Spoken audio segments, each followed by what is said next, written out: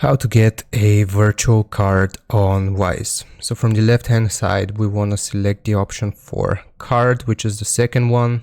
So if we press on it, you will see the option here to order a new card. So just click on it.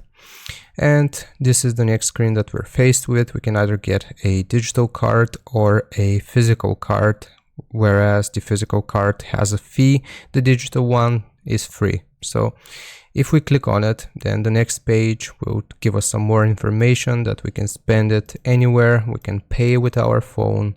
It's a safer way to pay, and it instantly replaces your card details.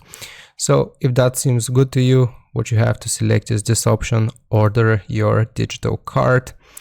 And it will tell us that we actually need to do some other things before we are able to order the card, like verify our identity and add money to our account. But if you have done this, then you just click on continue, and then it will give you the card details as it is a virtual one. So you don't have to wait an amount of time or set amount of time to receive your digital card. You will receive it from this page right here if you just follow the prompts.